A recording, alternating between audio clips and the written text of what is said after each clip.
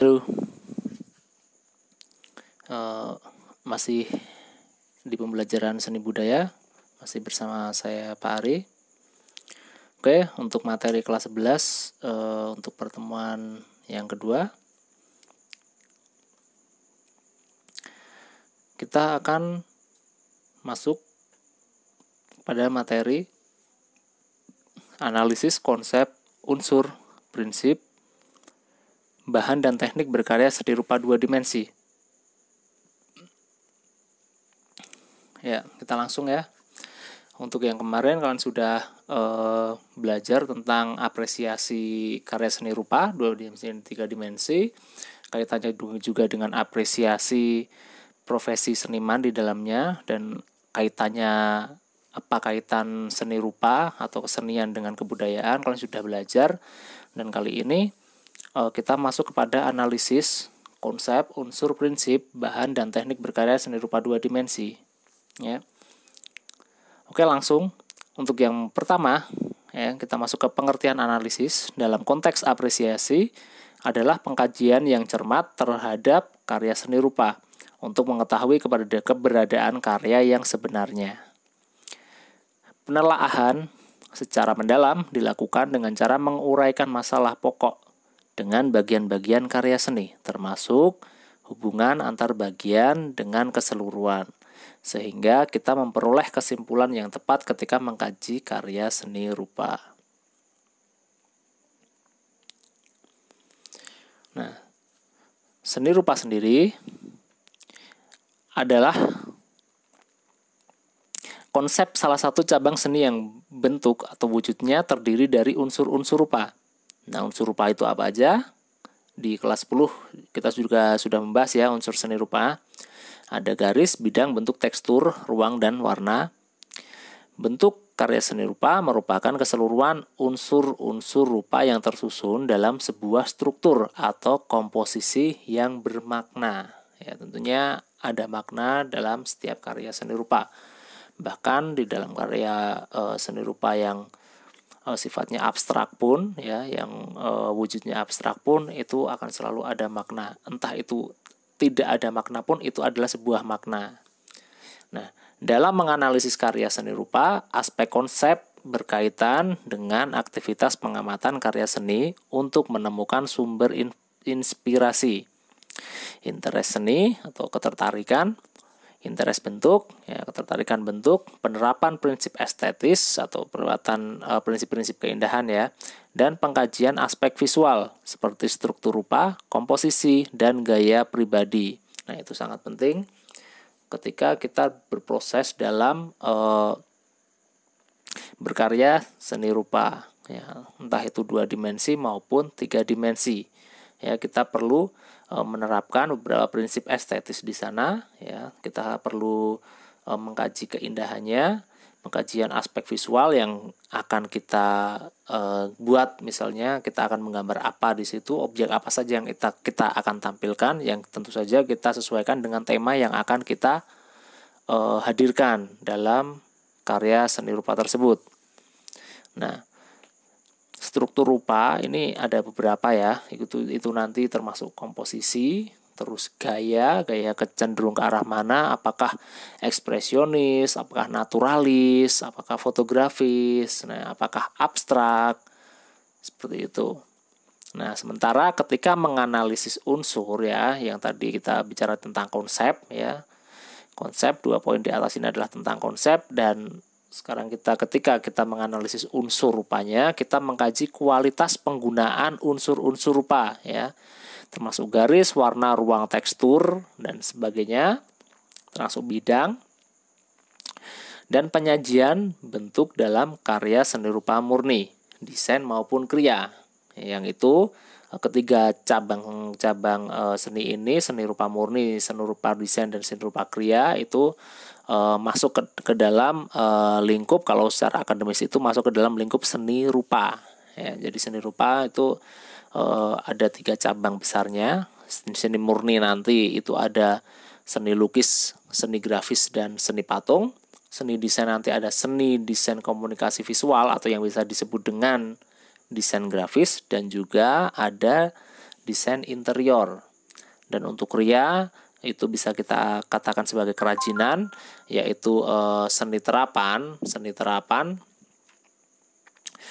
terapan di sini ada beberapa macamnya, yaitu nanti bisa dikategorikan berdasarkan bahan yang digunakan. Ada kriya logam, kriya kayu, ya, ada kriya batik nanti di sana, dan kriya kulit juga ada, ya. Itu berdasarkan bahan-bahannya. Nah,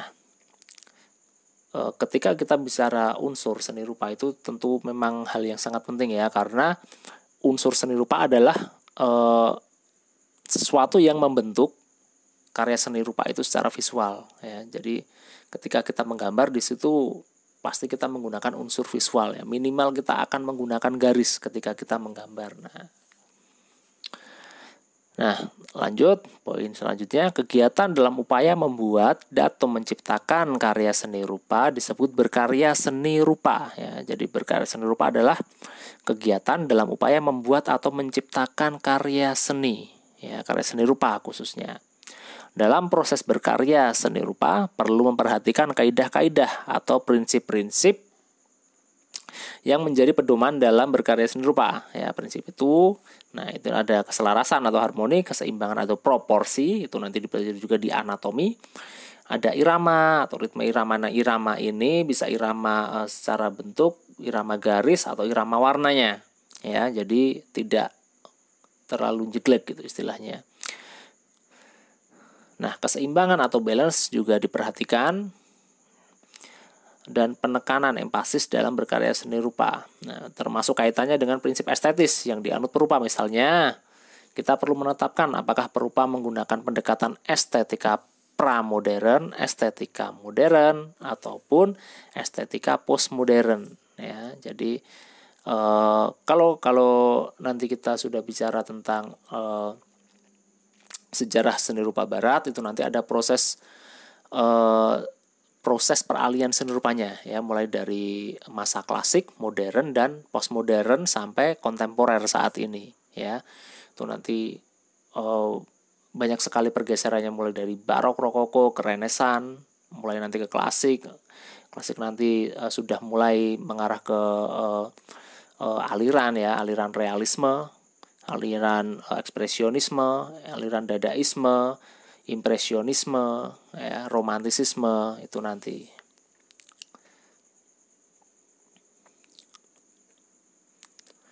Nah, selanjutnya bahan dan teknik berkarya seni rupa. Ketika kita tadi sudah berbicara tentang konsep, kita berbicara tentang unsur, dan kita berbicara tentang prinsip berkarya seni rupa. Sekarang kita bicara tentang bahan dan teknik, ya. Gagasan seni memerlukan penggunaan bahan baku seni tertentu. Setiap bahan memerlukan pengolahan dan penggunaan alat, ya, dan teknik yang sesuai dan serasi, ya. Bisa kita baca misal patung yang dipersiapkan sebagai elemen estetis. Untuk membuat sebuah taman tidak akan menggunakan bahan dari kayu, karena kayu tentu saja esensinya dia akan lapuk ketika dia terkena hujan atau air dan terkena panas secara terus-menerus. Maka ia akan menggunakan bahan yang tahan, entah itu semen, perunggu, atau bahan logam yang lainnya. Nah, karena bahan ini yang cocok terhadap cuaca, ya. Terus media, ya, kita bicara media. Media itu adalah sebutan lain dari bahan yang menjadi alat konkret untuk menyatakan gagasan yang bersifat abstrak. Jadi gagasan itu kan abstrak, ya, sebelum kita tuangkan, ya, ke dalam visual karya. Ketika sudah menjadi karya, itu sudah menjadi hal yang konkret, ya. Pemilihan media harus diikuti teknik, prosedur, dan keahlian berkarya yang baik agar karya yang dihasilkan juga baik, ya, mempunyai nilai seni yang tinggi atau nilai estetis yang baik juga.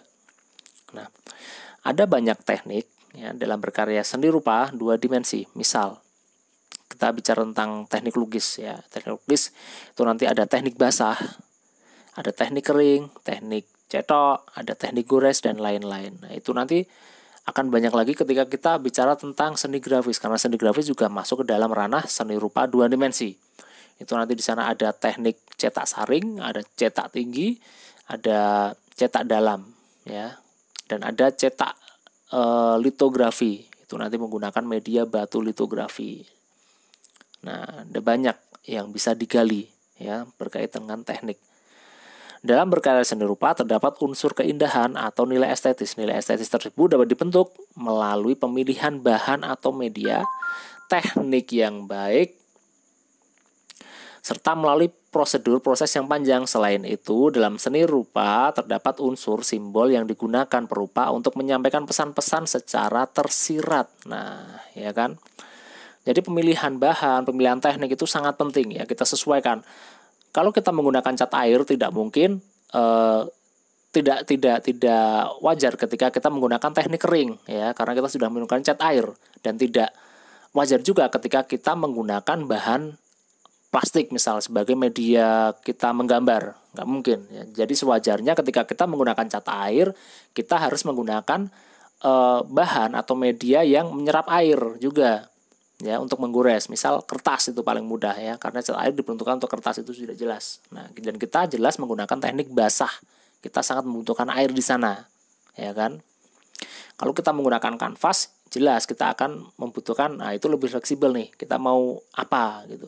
Misal dengan menggunakan cat untuk mengeksekusi karya, catnya cat apa? Mau cat akrilik atau cat minyak. Nah, itu tergantung lagi itu nanti ya. Tergantung capaian. Kalau ingin membuat lukisan-lukisan yang bersifat naturalis atau fotografis, oh ya baiknya kita menggunakan cat minyak, karena itu nanti akan menghasilkan efek yang lebih lembut seperti itu. Ya, dan itu susah kering. Jadi kita bisa meminimalisir kesalahan. Misal salah, kita masih bisa merubahnya lagi seperti itu. Itu contohnya.